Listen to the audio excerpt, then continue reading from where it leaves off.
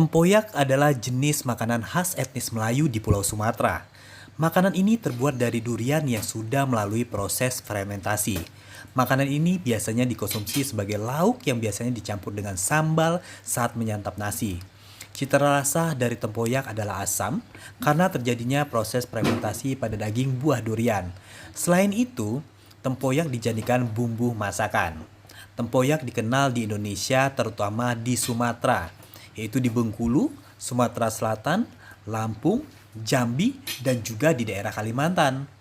Dipenakan oleh diaspora Indonesia, makanan ini juga kini dapat ditemukan di Malaysia.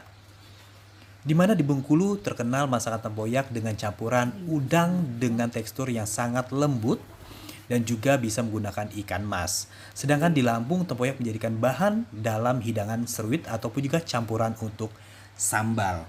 Di Palembang tempoyak bisa campuran daging ayam serta pindang ikan patin ataupun juga dibuat pepes. Nah, selanjutnya kita akan melihat bagaimana cara proses pembuatan tempoyak itu sendiri. Adonan tempoyak dibuat dengan cara menyiapkan daging durian, baik durian lokal ataupun juga durian montong. Nah, tentunya di sini kita tidak menyarankan untuk membuat tempoyak dari durian montong karena terlalu banyak mengandung gas dan juga air. Nah, di sini kita juga sudah lihat bahwa durian yang disarankan untuk membuat tempoyak adalah durian yang sudah masak. Nah, biasanya agak sedikit berair ataupun juga memang sudah benar-benar mateng ya. Nah, kemudian daging tempoyak tersebut dipisahkan dari bijinya. Nah, selanjutnya kita akan melihat apalagi proses setelah pemisahan daging dari biji buah durian tersebut.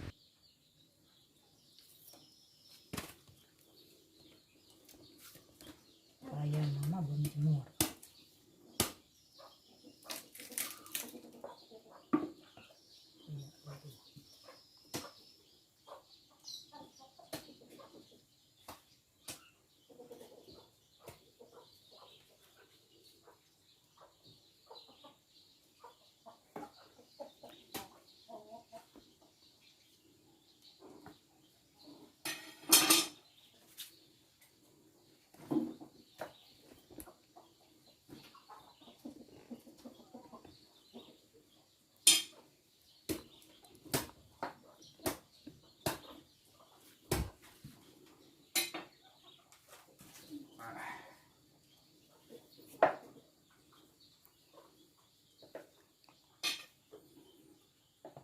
Boleh kakak.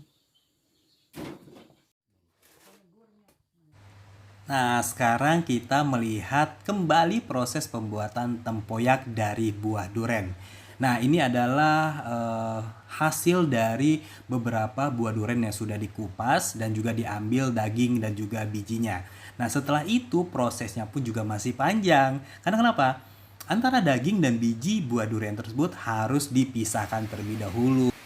Setelah daging durian dipisahkan dari bijinya, setelah itu diberi sedikit garam.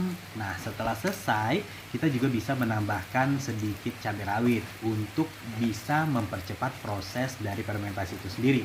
Tetapi kali ini kita tidak menambahkan cabai rawit ya. Kita hanya menambahkan sedikit garam aja. Namun, di sini juga harus diketahui bahwa proses fermentasi tidak bisa terlalu lama karena akan mempengaruhi cita rasa akhir dari tempoyak itu sendiri. Setelah proses di atas selesai, adonan disimpan di dalam tempat yang tertutup.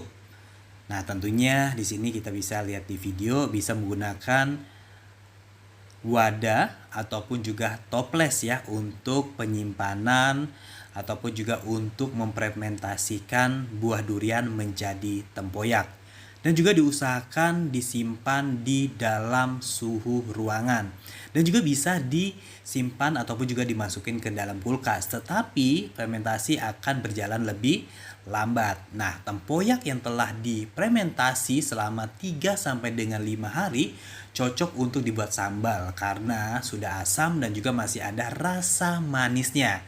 Sambal tempoyak biasanya dipadu-padankan dengan ikan teri, ikan mas, ikan mujair, ikan patin, ataupun juga ikan-ikan lainnya.